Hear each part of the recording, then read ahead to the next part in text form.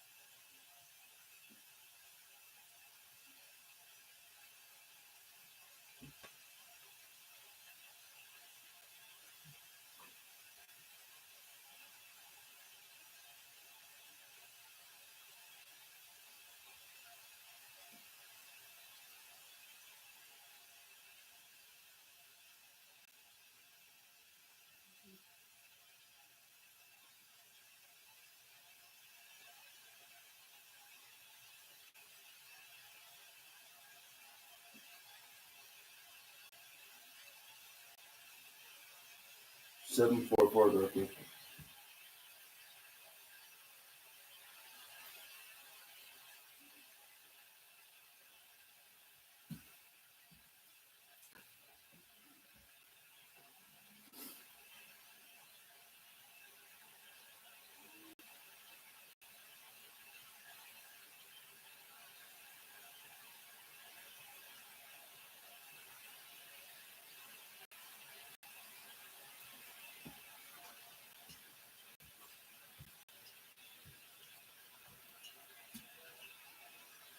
Your brain channels consciousness, it doesn't produce it.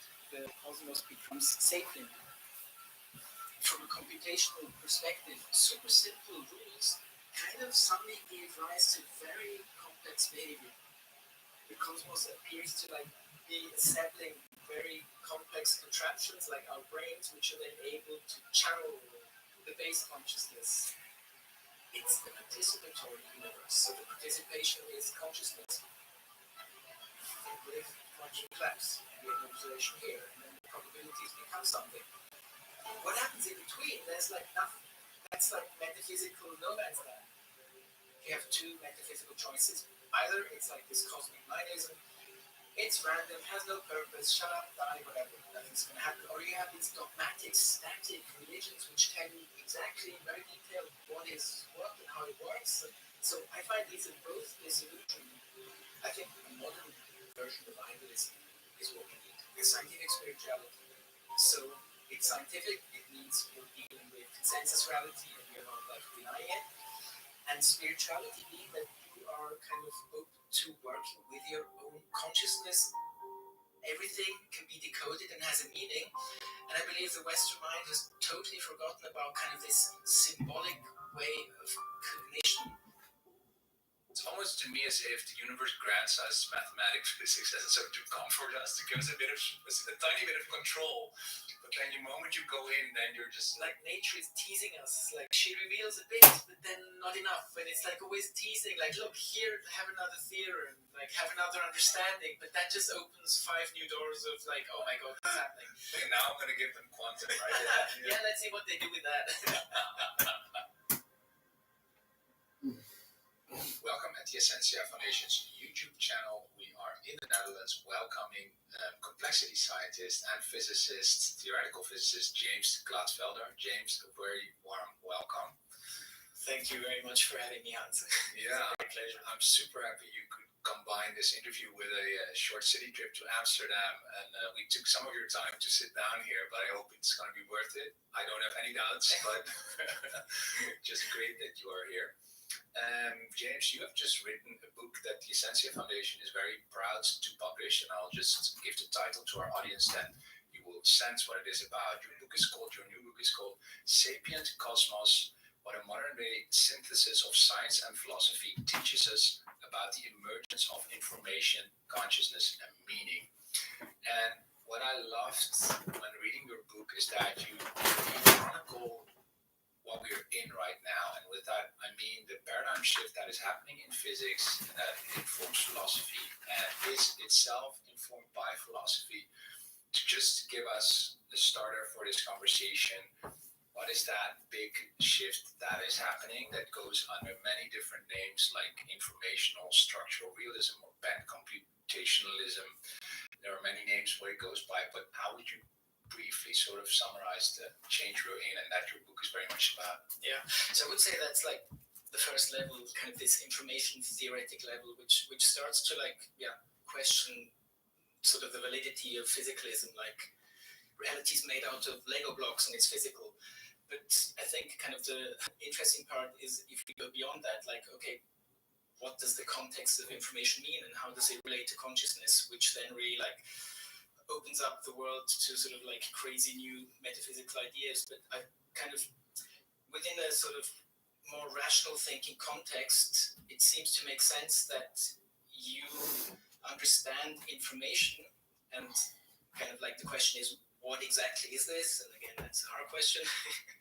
But that information seems to be the kind of the ontological primitive, so kind of the basic building block of the physical universe, kind of these informational entities, and you kind of bring sort of reality down to that, but kind of moving on beyond that, like bringing in consciousness is kind of like where you then start to sort of move away from sort of, I don't know, a worldview or metaphysics which rational people are comfortable with, and start to open up to crazier ideas.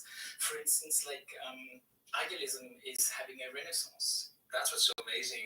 It must have been sort of quite a journey for you, because this is not a book that does this, but does at the same time. You just look at all of theoretical physics, you combine it with things like shamanism in the end even, right? And then you try to sort of distill sort of a new metaphysics, which you call syncretic idealism. I definitely want to go deep into that. But first, one step back. When did you personally encounter the hard problem, or that you saw, okay, we need to think about consciousness, coming from your own background as a physicist and complexity scientist? When did it dawn upon you? When I was 15, and a random encounter with a chemistry teacher, and he kind of introduced me to chemistry, and I realized, oh wow, that's like quantum physics. And he explained quantum physics to me, and it was like, blew my mind. And it was like, 15, okay, I need to study theoretical physics, and then I like understand how the universe works. About the worst person I know, I think. Physics. Pretty damn At sure. the end of it, I'm like, whoa, that didn't My happen at all. opinion, yeah. It's like everything seems weirder and like less explained. And that like got me on this sort of quest of like, why didn't that help? Like, why doesn't studying physics answer more questions? Like, why is there still so much kind of so many question marks? And then kind of when I did my PhD in complexity science, we were required to take a course outside of the field of your expertise. I took an introductory course into the philosophy of science. And that blew my mind because I never really was sort of got in touch or was like exposed to this. And I couldn't believe it. Like, how is this possible that like not everybody who studies physics at least like a little bit gets a little exposure to these ideas? I mean, like, what's a law of nature?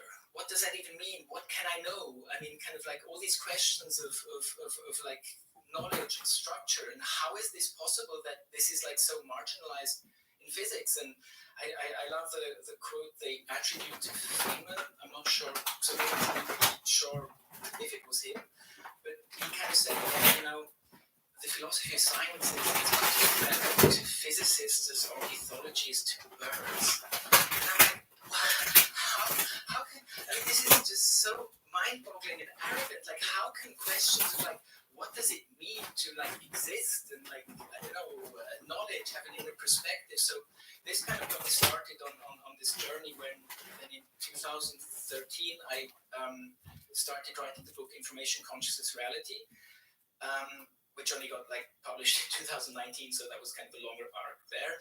But I kind of then started to sort of dive in and was like, okay, physics by definition is like the objective world, the third person perspective. It's like the view from the outside. Oh my God! Shocking. Former Medicare advisor exposes $170 monthly give back secret. I worked at Medicare for 12 years, and what I discovered about the 2025 give back program left me speechless. Right now, seniors nationwide are getting up to $170 added to their Social Security checks every month. That's over $2,000 per year that they can use for meds, bills, and gifts for their grandkids. But here's what keeps me up at night. 81% of eligible seniors will miss this year's deadline and lose over $2,000. I refuse to let that happen to you. I've already helped 30,000 seniors across the country enroll, and many broke down crying when they saw the extra money hit their account each month. The requirements are simple. Be a U.S. resident, live in an eligible zip code, and most importantly, be enrolled in Medicare Part A and B. Here's the urgent part. The window to apply is closing soon. If you don't sign up in time, you will have to wait another 9 months to apply for your monthly $170 give back. If you're seeing this video, we still have spots open, so call as soon as you see this video. It takes exactly 1 minute and 45 seconds to get started. I timed it myself. Warning, if you don't apply in time to claim this, you're basically giving away $170 every month that you could have had in your account. Click below, answer 3 quick questions, and enroll in this new Advantage plan. Don't miss out. Act now.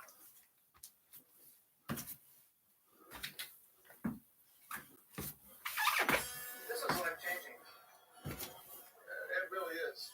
Last warning, if you don't get your $25,000 final expense benefit today, you risk missing out on one of the largest senior final expense assistance programs in years. A groundbreaking assistance program will allow seniors to receive up to $25,000 to pay for funeral and other final expenses. You can use this burial benefit to pay for unpaid debts and other expenses too. But you must hurry because the deadline ends tonight. You only have a few hours left to apply for yours. It's insane that they are not calling, emailing, or texting anyone about this. It's like they want to hide it so no one can apply for this burial benefit.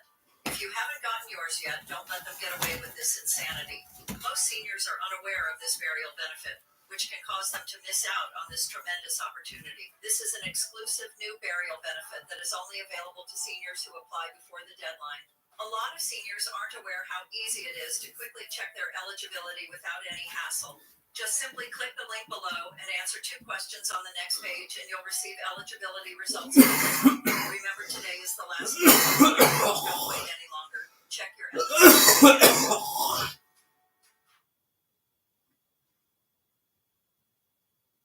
By definition, life and consciousness isn't like in there, and it's like, okay, but that seems to be kind of a bit of a blind spot. Why couldn't you like expand this?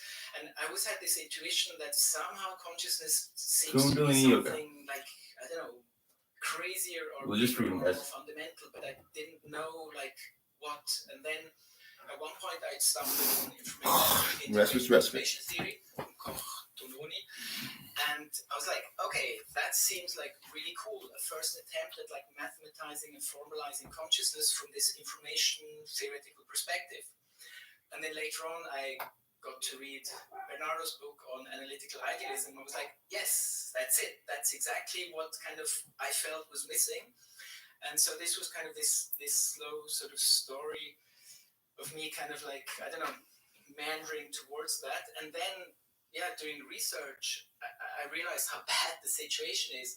So the new book starts with, embarrassingly, in the West, the academic mind only got interested in consciousness around like 1994 with the hard problem with Chalmers at a conference. Yeah. And I was like, this can't be possible. And there's a quote in the International Dictionary of, I think, not philosophy or something in that direction in 1989, where they were like, yeah, consciousness is weird, no one really understands it or what it's for, and nothing has ever been written about it that's relevant. And this is where I'm like, okay, wow, that's so not true, because kind of we have a lot of cultures who have spent, like millennia ago, have spent so much work on experiencing and kind of studying consciousness from the inside, the first person perspective. So it starts with shamanism, which I don't know, goes back 50,000, 70,000 years, depending on how you look at it. I mean, this is like the first sort of like proto-religion. And in shamanism, it's totally clear that there's the physical and the non-physical. And the non-physical is accessible through consciousness. And there's different like means of getting you there. Psychedelics are one, but trance, drumming. So like, okay, that's like way back. And then you kind of have the mystics who like spontaneously or through contemplation suddenly also figured out that, wow, I can experience within my own consciousness kind of this divine communion with God. So kind of interesting that our monotheistic religions today are all kind of like with this external authority, dogmatic and static, which makes sense because if you like want to have a power structure, you can't really go and tell people, hey, you have to experience it yourself, which kind of these mystical currents in that the Sufis, in Kabbalah, in Gnostics, I mean, they all had these kind of mystical traditions where it was really about your experience of this thing through consciousness. And then the meditators, I mean, in the Veda and the Upanishads, like 3,500 years ago, where they kind of set out that, like, how do you kind of work with your own consciousness to start to, like, experience this bigger reality, which is not physical, which is out there. And now again with the renaissance of psychedelics, where the psychonauts are, I mean, yeah, so these substances have been destigmatized. They've been shown to have beneficial effects for mental health and well-being, but also that they're now being taken seriously in the philosophy of mind. So you have now the thing, it's the philosophy of psychedelics is a thing. And one philosopher of psychedelics is saying, hey, if you're studying the mind as an academic and you don't take psychedelics, this is like having kind of a pianist and take away the piano, because this is the thing you should be doing. Yeah. So before it was like, no, this is ridiculous, because psychedelics are just like deluded hallucinations. They have nothing to do. They have no import. It's just total delusion. Like there's no relevance in that.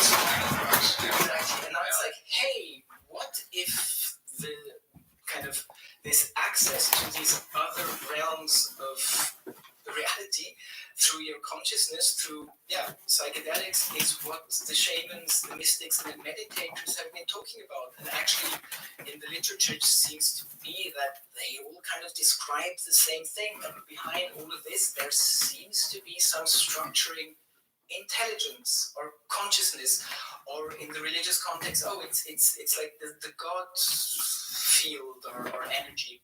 Yeah. And kind of that's where it was like, that's really bad. So in the West, the Western mind kind of got really late into the game and was like super arrogant and like, yeah, no one else knows about this either. So like, so yeah, that was kind of like very surprising. I found that there's so much wealth about this experiential multiverse, and I mean, and we had a phase in like the 20th century where William James, the psychologist, but then turned, or he was also a philosopher. At the end of his life, he was like the most famous U.S. philosopher. Go back to the door. He read this little text that I think Benjamin Blood, he was called, wrote about like crazy psychedelic experience he had on nitrous oxide, laughing gas. So this was a time when they figured out that, hey, you can knock out consciousness and you can go to the dentist and have your tooth extracted without like unbelievable pain. And so this Benjamin Blood has some whatever tooth surgery, and during those 10 minutes of unconsciousness, he has this total mystical experience because laughing gas is super psychedelic. And he wrote about that, and William James read it, and he was like, that doesn't make sense, very skeptical. And then he did his own nitrous oxide experiments, and that kind of messed with him for the rest of his life, because until the end, for his whole kind of like philosophical career, he was trying to figure out what does this all mean. And for him, it was like totally clear that like it's experiential. So kind of this radical empiricism, it's only the things you can experience are real. So yeah, that's his term, right? Radical empiricism. That's what he came up with. So he struggled with it. And what I'm hearing, James, what fascinates you and what really fascinates me and what you're trying to bridge in your book, so to speak, is I'm just trying to give words to it here, but it's like the noumenal, sort of the thing, the Ding an sich in German, right? Very German. We speak German. And of course, what we can know about the world, the phenomena. And physics, of course, is about the phenomena of it. And you're, of course, these deep mystical type experiences, transcendental experiences are about the noumenal, right? It's the real thing. This pissed off a lot of Americans. Let me tell you why. Did you know that if you're an American and you're at least 50 years old, you could be eligible for this $25,000 funeral benefit coverage? It's true. The industry doesn't want you to know about this, and it's the reason why you've been kept in the dark for so long. Many seniors regret not knowing about this sooner because the benefits are insane. This $25,000 burial benefit can help your family save a significant amount when you pass and make you worry less financially. And it's super easy to get. All you need to do is click. Can those two, can they be bridged? Can they be integrated in a new science? Because I'm reading your book as one plea for that, but I also had a question on how exactly. You do have suggestions here, but I'm just super curious how you see that divide that many people see as a fundamental one. You seem to be saying that we can bridge it. I think the divide is in like cognition. So we believe that the only way you can access knowledge is through rational common sense and logic. Yeah. And that's the only way. But there are all these experiences you can make which cannot be understood, captured, or described rationally. So, I don't know, if you smoke DMT, for those 10 minutes, you get teleported into DMT City, which people describe as having this structure, this kind of, it's empirical. You can go and visit it, make those experiences, but coming back to the sober waking consciousness state, you don't know what to do with it because there's no construct, there's no thought you've ever had that allows you to make sense of what happened, because those experiences happened outside of space and time, or non-duality, like also, from like the Eastern wisdom traditions, kind of like the object and the subject, they fuse and become one thing. Makes no sense at all. I mean, this is like stupid, but you can experience that. That's a state you can experience. And like also with ego death, with psychedelics, kind of, which goes into that. And I find kind of the same thing, the problem with idealism is it's not a concept you can understand rationally. I mean, you can try and talk about it like Bernardo does, or this philosopher of mine, Miri al-Bahari, who has this perennial idealism idea where she really sort of sources from all these mystics, and she goes into very like hardcore like language of philosophy and witness consciousness and kind of like this aperspectival, unconditioned, transpersonal, blah blah blah. But these are all rational concepts, and at the end of the day, you cannot know what idealism is, but apparently the shamans, mystics, meditators, and psychonauts all seem to get an experience of it. So I think we need to open up kind of our cognition, and maybe as a next step, kind of this, I don't know, symbolic cognition. So with Carl Gustav Jung, who's like the synchronicities, where it's like physicalism says this is all random, there's no purpose, things just happen and you die and that was it. And if you see any meaning, that's you being immature, just grow up and deal with it. But somehow many people feel that there's things happen which seem so very purposeful. And I mean, again, also in shamanism, like everything has meaning, like the eagle flying over your head, everything can be decoded and has a meaning. And I believe the Western mind has totally forgotten about kind of this symbolic way of cognition, which is also like dreams, or like just the interpretation of like the things happening around it, which of course you cannot do if you're told, hey, this is random, there's nothing, there's no structure or purpose. And I find this is like the biggest thing science has missed, and in the complexity context, like there seems to be a structuring force in the universe. The universe seems to want to build complexity.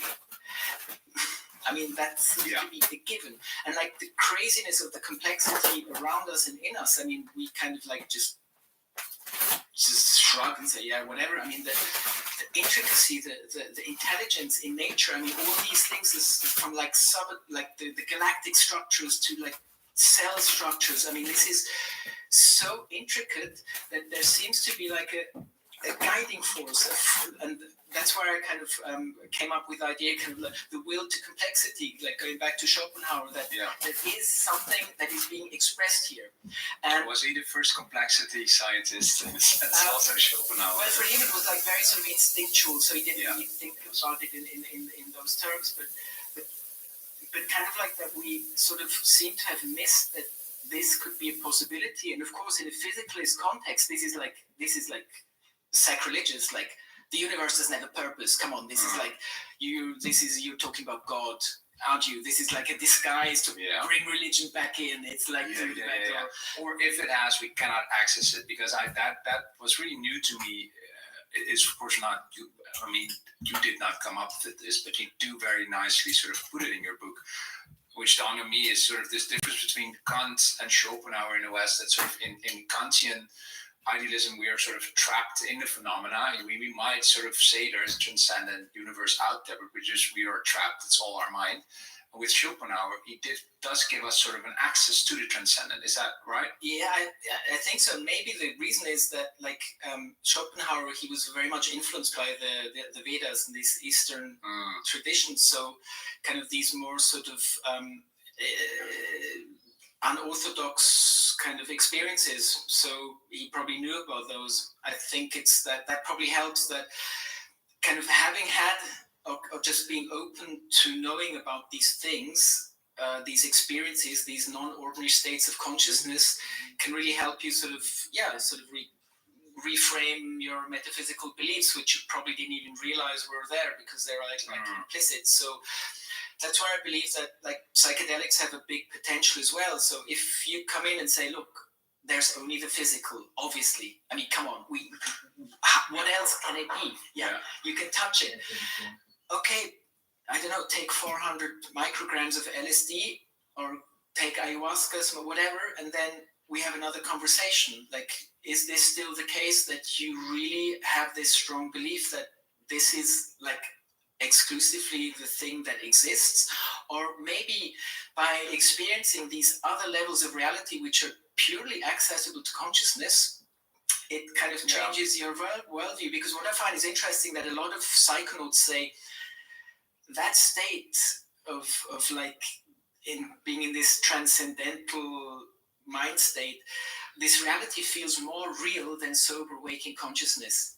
And I'm always like, how is this possible? Like how could a state that is like so incoherent and transcendental and crazy, and how can this feel more real than like this? And I think that's also kind of what kind of the spontaneous like epiphanies of mystics, where they suddenly like sort of feel this otherworldly thing which feels more, I don't know, more real. And I like the interview you had with Federico Fasci, where I think he talks about his mystical experience, and he says it feels like coming home. So, wow. So obviously we're not home here. It's imbued with meaning, right? Exactly. There's so much here. One thing I'm thinking is that sort of indeed the psychedelic renaissance in the West, and also just personally, and I'm curious about your own, we spoke a bit before this interview of our own psychedelic experiences, and I needed the psychedelic states. I am not an experienced psychonaut, and I'm afraid of that space because it's just my ego doesn't like it, but I needed it to truly experience an enchanted world again. So I was brought up in Christianity. So I was brought up in religion, which should be all about transcendence, but to me it wasn't. I didn't experience it, and I needed an ayahuasca journey to experience pure transcendence. But I also thought afterwards, how have we come so far from home that we need these substances? I mean, it's awesome that it's part of nature. They're obviously there, but we are also apparently quite detached from that. We need such strong medicine to get back to sort of just experiencing that transcendence. It's real. But I think that's kind of the journey of the Western mind did when it became like individualized and like kind of that's what they have done around physicalized and like totally, And now it needs strong medicine. I mean, you can like get there through meditation, but that just takes so much more effort. And again, like, I mean, the problem with psychedelics, psychedelics are like super potent and they're like dangerous. These are very dangerous substances. So it's not like, hey, everyone should take psychedelics. Absolutely not. But the big problem is the integration afterwards. So like having this kind of epiphany during a psychedelic state, it shows you like where it goes, but then like a lot of people then aren't able to integrate this and they go back to living their lives like one example or two people I know who like, oh man, I had like this amazing, like the non-dual, I kind of melted and minority. It was amazing, just like all of unity, we're all one. The only thing and then Mark they go on is that to be like super self-actualized. That can't be true. And I think that's kind of the problem that the interconnection, we totally forgot about interconnection in the West because we so much focused on our hyper-individualization that we forget that we're like in this matrix of life and matrix of consciousness. And I think this is also a reason why so many things seem to be so crazy nowadays. It seems to be we're suffering from a mass psychosis. And I think one thing is that we just forgot that this is all like a connected thing. And this seems to be something that was pretty clear for like most cultures always, and we're finding this in entanglement, more holistic. So there is like physics telling us about this holistic, interconnected reality, but we don't experience that. And kind of that's the first step you need to take to be able to like just like be really cruel and horrible to other human beings and other animals and plants. I mean, we had to invent a word for the kind of the damage we're doing, ecocide. We're instigating the 6 extinction events collectively, all of us. Like, how is like what's happening here? And to be able to do that, you have to experience yourself as being separate from the other. So you don't have empathy, like the incredible cruelty we're like exposing all these animals to, like this. This would be not something you would do if you feel that life is connected.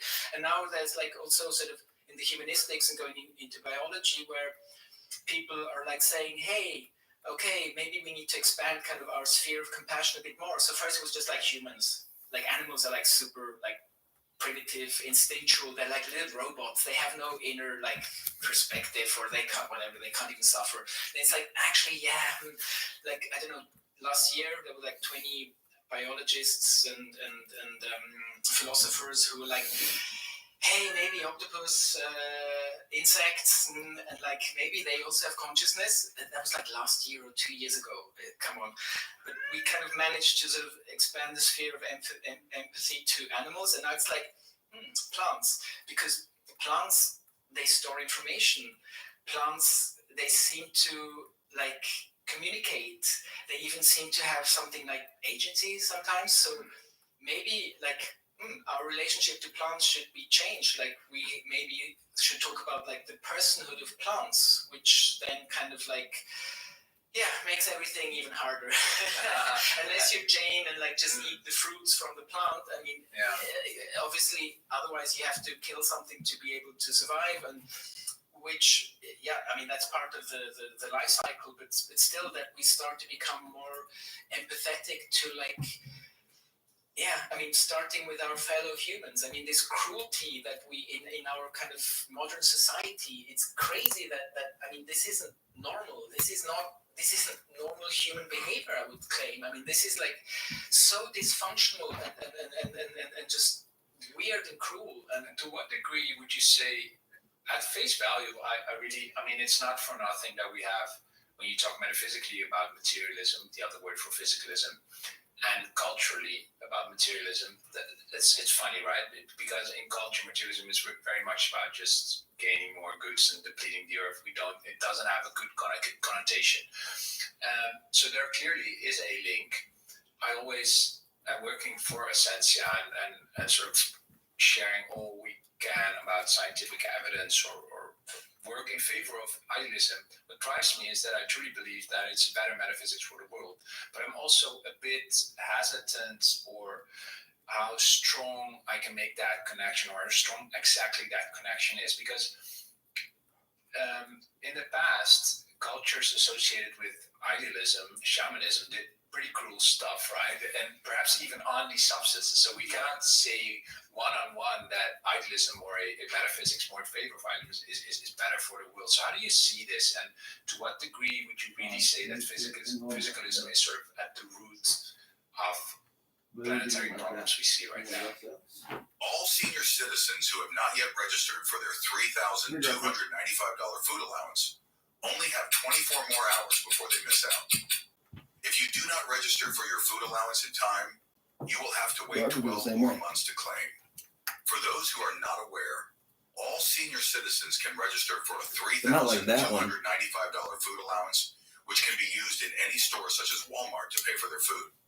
To claim, just tap the button down below and follow the instructions to get your $3,295 food allowance. I'm a kid. Just trying to tell you, what's that? These fucking guys.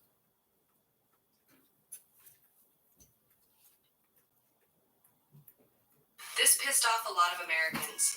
Let me tell you why. Did you know that if you're an American and you're at least 50 years old, you could be eligible for this $25,000 funeral benefit coverage? It's true. The industry doesn't want you to know about this, and it's the reason why you've been kept in the dark for so long. Many seniors regret not knowing about this sooner because the benefits are insane. This $25,000 burial benefit can help your family save a significant amount when you pass and make you worry less financially. And it's super easy to get. All you need to do is click the link below, answer 2 simple questions, and boom, you're done. No one will call you, no one will text you, no one will email you because this is not a scam. But you have to hurry and act now because this program could end soon. If you don't see this video again, then that means the program could have ended and all the $25,000 burial benefits have been taken. So hurry and click the link below to answer 2 simple questions.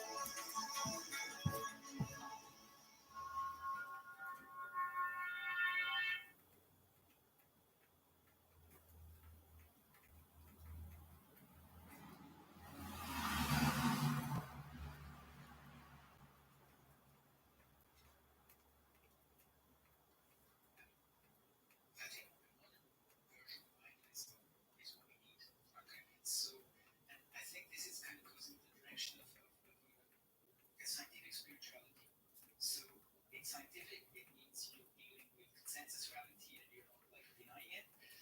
And spirituality means that you are kind of open to working with your consciousness and kind of, I don't know, open to the transformation of it, to trying to make yourself a happier person. Basically, this is about you like becoming a happier person, which then just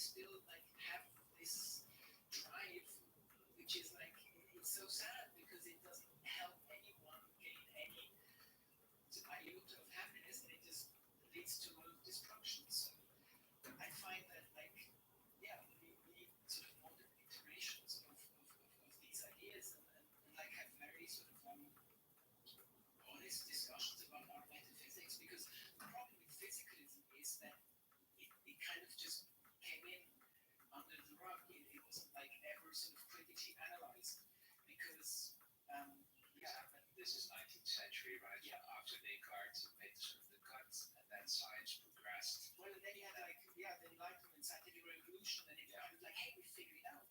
I mean, there's even a quote from Michelson, I think, from Michelson-Morley, who then showed speed of light is always constant, which then led to special relativity. And I don't know, he wrote like, hey, before they did the experiment, which then kicked off stuff, he was like, I think we figured out everything. I mean, we know everything about physics. It's just about like, is it going to be the 12th or the 13th place after the comma? Yet no, I mean, he didn't see the relativity or the quantum stuff coming. So both physicalism is sort of a naive metaphysics in a sense, and idealism in the sense of organized religions worldwide, deism, also a bit naive, and you're making a plea for sort of this more truthful metaphysics. I think in the West, we do recognize that many people that regard themselves intellectual atheists do sense, that's or deism, that's naive, and then you think physicalism is sort of an intellectual point you can't defend. And I want to talk a bit about sort of how in physics, because I do think that in physics something very important happened with, of course, quantum mechanics, but also then how more we sort of come to physics, because you're very much pointing out how complexity science got at first, like they sort of truly crashed. I mean, this metaphysics. So my question is actually, where do you think metaphysics entered quantum mechanics, and the difference between physics and complexity science, how did that progress? I mean, metaphysics entered kind of quantum mechanics from the beginning. So the pioneers of quantum physics, they were very much like curious of like, what does this mean? What does this tell us? And they were very, very open to like more radical sort of views and like, maybe consciousness observers, wave function collapse. What does this mean? The problem was that these are. I mean, the quantum realm is not rational, it's not, you can't grasp it with common sense, and it's illogical. I mean, wave particle, tunneling, this all makes no sense. So kind of the thing we have at our classical level, kind of that we want the world to behave in a certain way, is kind of a human prejudice. Fundamental reality doesn't care much about that. And the pioneers kind of then really sort of to sort of understanding this. And then the next generation of physicists slowly came, and at one point it was like, you know what, just shut up, calculate. We will never understand. This is philosophy. Philosophy is a waste of time. There's no right or wrong. You can just spend hours talking about it. Shut up. Calculate, do equations, and then that gives us all of the amazing technology we have today. And the science works. It's amazing. And that kind of like this attitude sort of came in pretty quickly. Then after kind of the generation came up and trying to understand it, and still to this day we have no clue quantum mechanics, because we just kind of have philosophy. Scientists are mostly not trained in philosophy, whereas a lot of the philosophers of science are trained pretty well in stuff.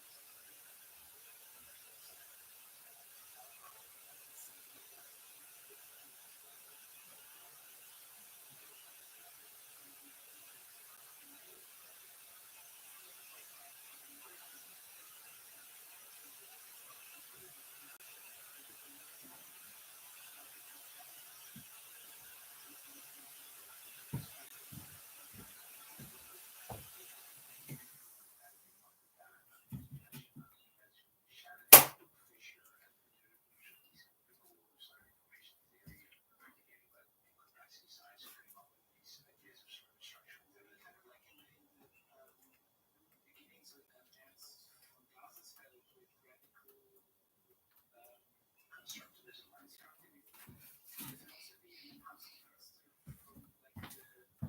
the second order cybernetics, where it's like about okay, we need to put the observer into cybernetics, and these are precursors of like modern sort of complexity science. So they realize what we're seeing in this sort of way of looking at complexity, we somehow need new concepts, and that's where then the philosophers came in. So like the quote of von Glaser's is like, hey, physics is reached reality domain that we cannot understand. Full stop. And Haskell first is like, yeah, objectivity is the illusion that observations are made without the observer. So they were like, okay, we rephrase that again. What is that? Objectivity is the illusion that observations are made without an observer. So they kind of like got sort of understanding that like there's more that's happening in this context. I mean, like my favorite example. So emergence. Suddenly you have the system you know and understand. Suddenly seems new level of organization. You cannot understand from studying the parts in itself. So psychology is like not like biology. Like biology is not kind of chemistry. Chemistry is not physics. At every level you have different kind of concepts, hierarchies, ideas, and you can't really get from down here up here. That's kind of what they realize.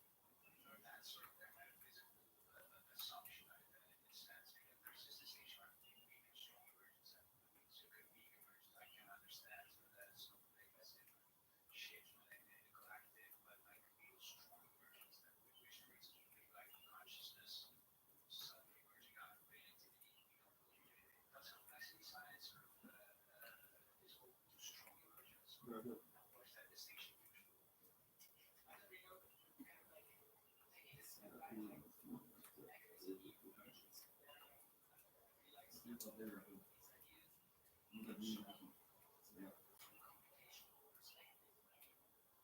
We saw this in the 70s with like decade life, where Stanley Kubrick, like super simple rules, kind of something gave rise to very complex behavior, etc. Which made the machine like, hey, wow, what's happening here? Why is rule number so much? Rule number taking forward, whatever. Like so different to others because that creates like incredible structure and that information content, where the others like random or super order. And it's kind of I call this sort of like sort of the miracle of like complexity seems to emerge out of simplicity, which is kind of crazy. So what looks like complex behavior from far away is often the result of can be emulated by simple rules of interaction. And this is where kind of the first miracle of Eugene Bigger, where he said like, why is mathematics so incredibly useful for natural sciences? Like, why does math work? No one knows. Except I do.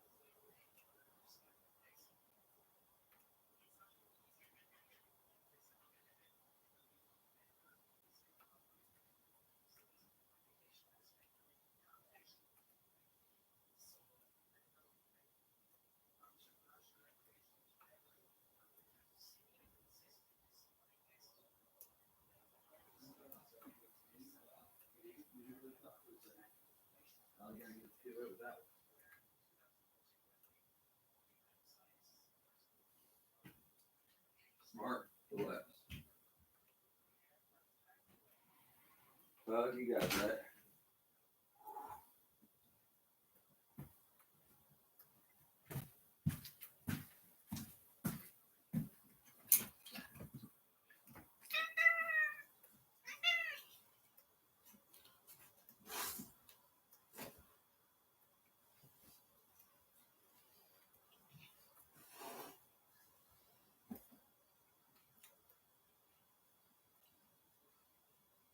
What do you want from me?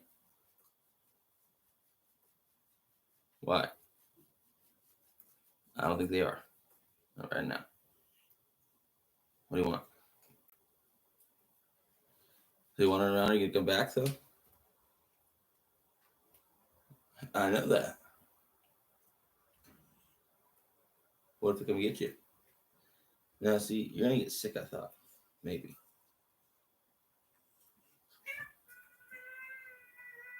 Is that how you feel right now? Really? Really? Well, Garfield, what if they catch you? They don't bring you back.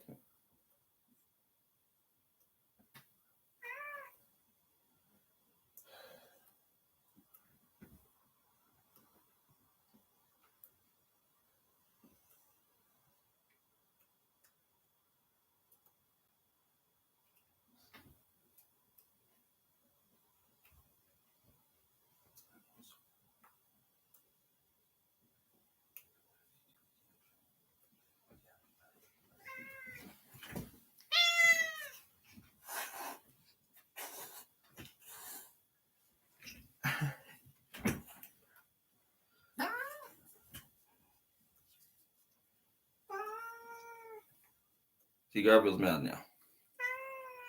I think it's gonna happen.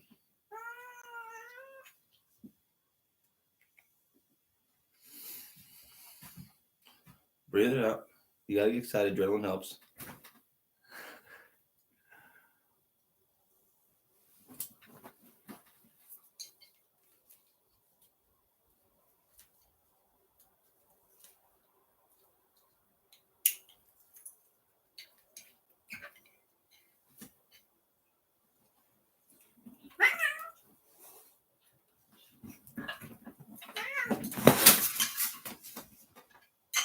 All the fucking ghosts did. Yeah, finally. So got him out of the vest, almost. Because I loosened it last night. Now he's being like this because it's like I almost escaped. Now I'm pissed off. So what I gotta do now? I gotta go and just get it on. Basically, but he's fucking powerful. Garfield is. So I'm just gonna sit like this for a minute. Sit next to him. Now he's mad. Took him inside. He's almost free. He's gonna go kill some shit. I know it.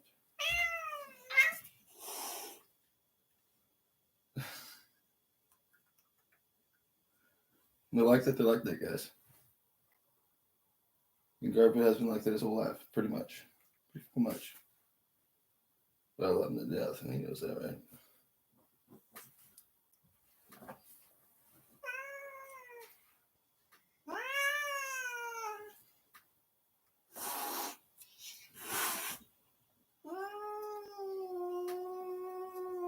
Watch this, though.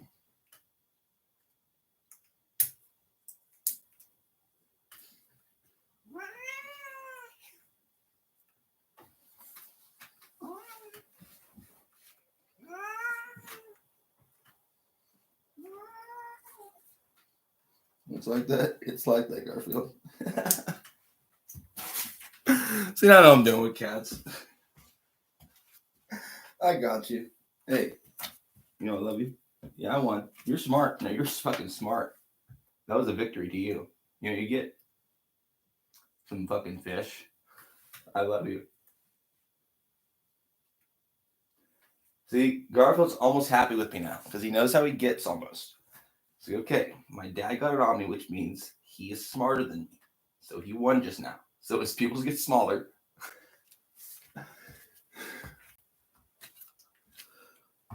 I understand knot theory a little better now. Just a little bit.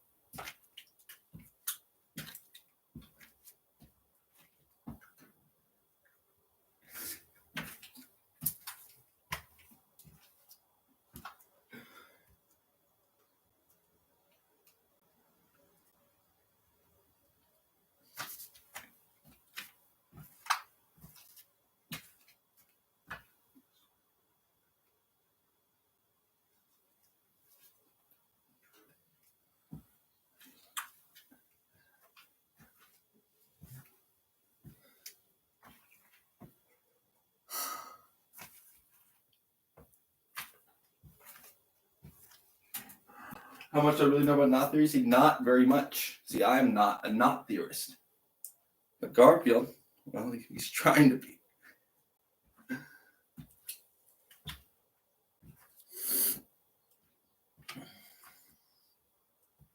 What about it, Garfield? See, is that a better way? No, it's not. You know, it's not. And I know that too.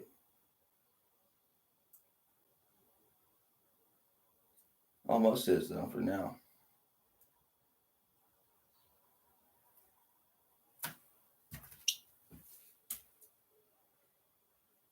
Hey, Brianna.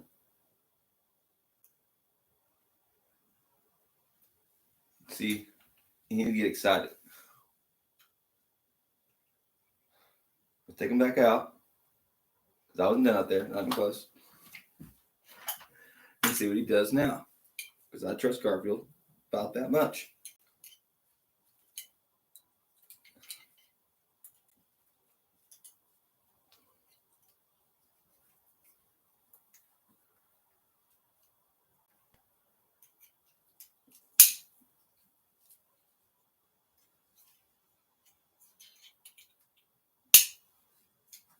Let's go.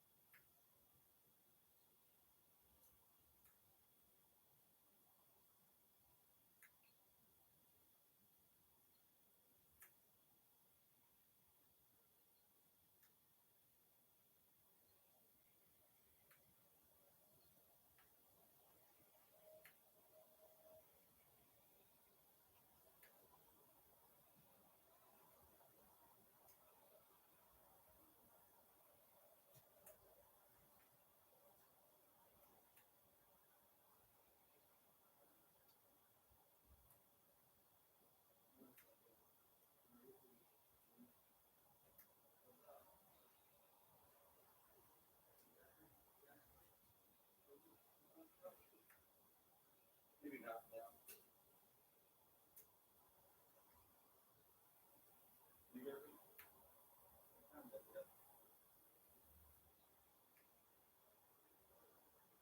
I know it, Garfield. I know it. Oh, I know it. No, he's not stupid. He just wants to be like this. See, I know it's like that. All right, Garfield. Yeah, I feel you. I feel you. No, you're fine. You're fucking fine, huh? See, I know this. No, he's my first son. He knows that. He's like, Dad, I'm not fucking stupid. If you want to get us, you want to get us. Be free. Be free. Hang out. Go hang out all day. That's fine.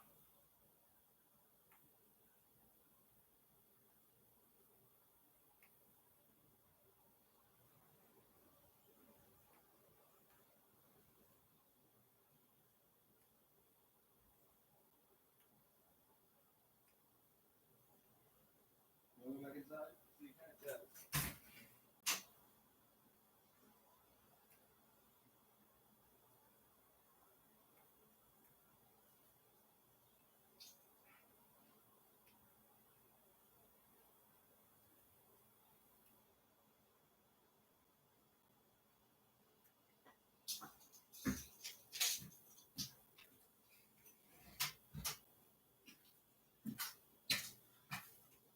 Oh, really, Garfield? You just hang out like that? Oh, really? For now? For now. Am I gonna get back? Yeah, I'll get back. Is that your deal? See, Garfield is that fucking smart. And I fucking knew it. No, I knew it.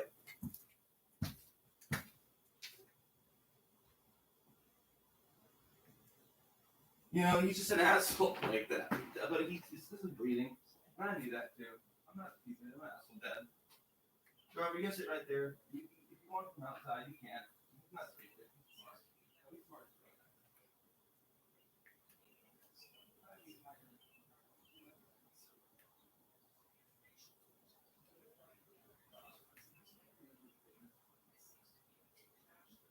I just forget it. I'm stressed out, man.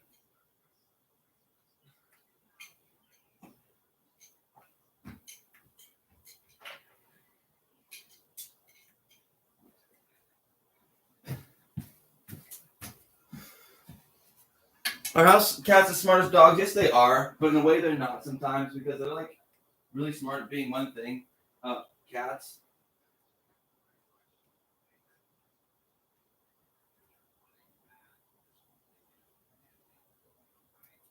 What I'm gonna do?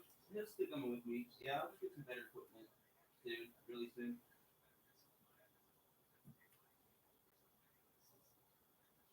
Thank you, Garfield, for showing me that you are my person.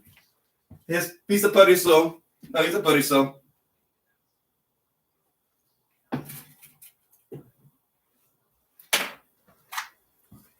And he is magic. No, he's way better off the fucking leash magically. So if it's like that, it's like that. If we gotta go around, be like that, Garfield. Yeah, I know what he wants. We had dreams about this.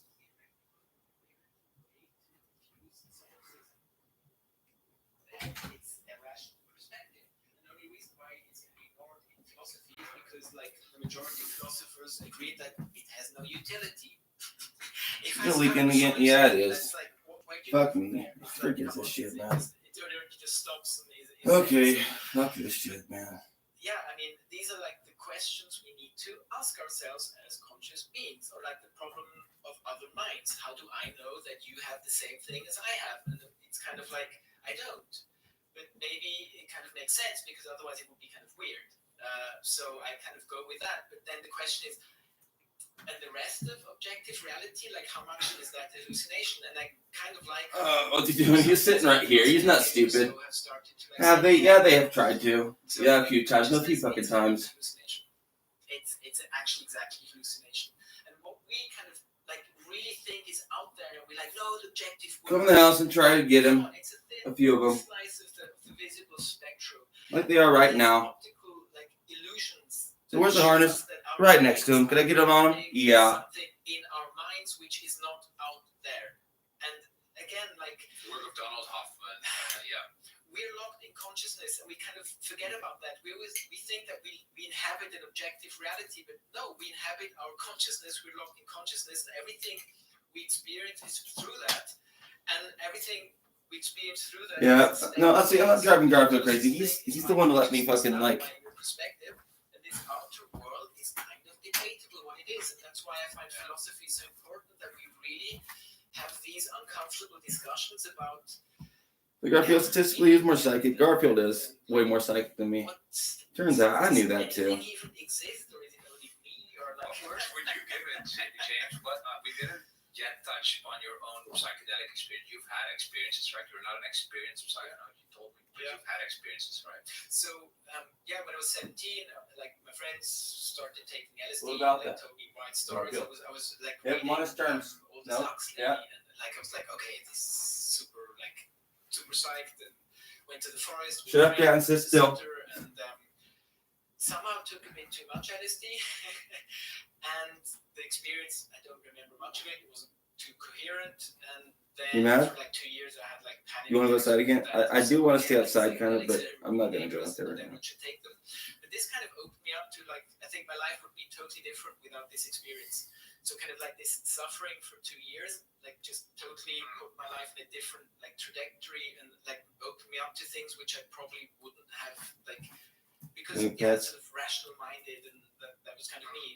And so this kind of like helped soften He's up, prince and of the world. kind of Yep, the little world. I find THC is very therapeutic. I find THC is something And he knows which that. allows me to like not lose my sense of humor in the face of a world I find is No, I should just terrible. watch this. We have the worst of all worlds. It's like we have technology and everything. We could have such a wonderful world, and somehow we're just going all crazy. And I think this is also kind of this spiritual disconnect. We don't know what our meaning is. We don't know what we do, why we're here, what we're doing. And these are like philosophical questions. And kind of like slowly we are opening up to these things. Like I'm part of a study in Zurich where it's like, I think 6 cantons are asking, what happens if we legalize THC in Switzerland? And so you get a little card, and you can go to the pharmacy, and you can buy legal weed in Hi, Switzerland Garfield. since like 1 year. So this is, What do you want to listen to? we're slowly like allowing these states to be like experienced, because that was another thing, like the monopoly of Oh, really? sober waking consciousness. And again, So what are it's you like, gonna do? we know it's What's just your this strategy? tiny slice in See, this this is what I'm incredible talking about. I know the multiverse strategy of already. experience which is out You there. already knew what it was. And we It's said, kind of no, my this is strategy the too. only way of being. Any What deviation is is Hunter's delusion, good? hallucination. And now we're like realizing, actually, no, this like helps people. Or like I like this study they did on terminally ill people with LSD, and this one man then Just fucking now. when he was No, interviewed, just he about was the like, hours. Let's go. we had a Right tear there. in Okay, his cool. eye, and he was saying, I was kind of I'd be blind. scared of death, because like, everything finished, my identity, and I just go, and that was it. So you know you're safe. After this LSD experience, I'm not really sure if like, Is he though? maybe He's a cooking maybe cat. there's more to reality that I wasn't aware of, and sort of like he totally recontextualized A smart ideas fucking of cat. death, because he suddenly made an experience which was No, that outside fucking space and smart. time. So if you No, can have that experiences fucking outside smart. of space and time, kind of He knows questions that he's physical God. death. And but then we kind of move on into what, I mean, like in the Vedas, they also He's like, Dad, your religion says this psychedelic that you're not actually God. which was He's like, revered in, my the religion Vedas, says was the earliest. And we that have I those am mysteries being. in I'm like, well, Greece where Plato took okay. psychedelics. No one ever talks about it in philosophy class. Amazing.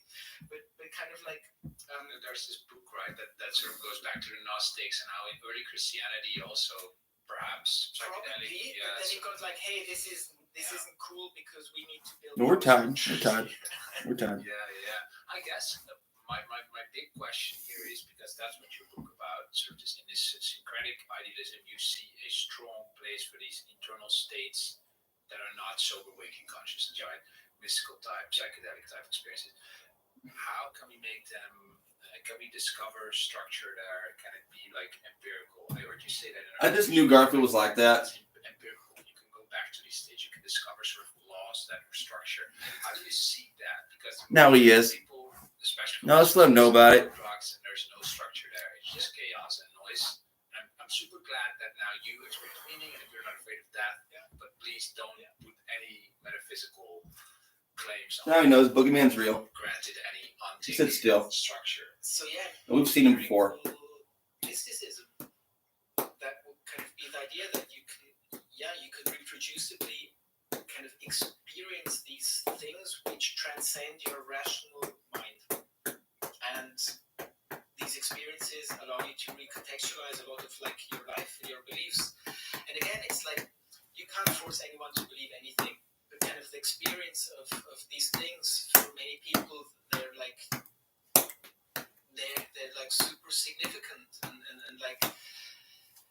I don't know, 2006, the Johns Hopkins study where they were like, hey, psychedelics can induce mystical type experiences, where kind of when the psychedelic renaissance started, where they were like, people in this study were like, hey, this experience was like top 3, like up there with my first child, or so. There seems to, so humans seem to be meaning driven. Nightmares on a Prophet can last a long time. Off a lot of Americans. Let me tell you why. Did you know that if you're an American and you're at least 50 years old, you could be eligible for this $25,000 funeral benefit? No, a really long time. The industry doesn't want you to know about this, and it's the reason why you've been kept in the dark for so long. Many seniors regret not knowing about this sooner because the benefits are insane. This $25,000 burial benefit can help your family save a significant amount when you pass and make you worry less financially, and it's super easy to get. All you need to do is click the link below, answer 2 simple questions, and boom, you're done. No one will call you, no one will text you, no one will email you because this is not a scam. But you have to hurry and act now because this program could end soon. If you don't see this video again, then that means the program could have ended and all the $25,000 burial benefits have been taken. So hurry and click the link below to answer 2 simple questions.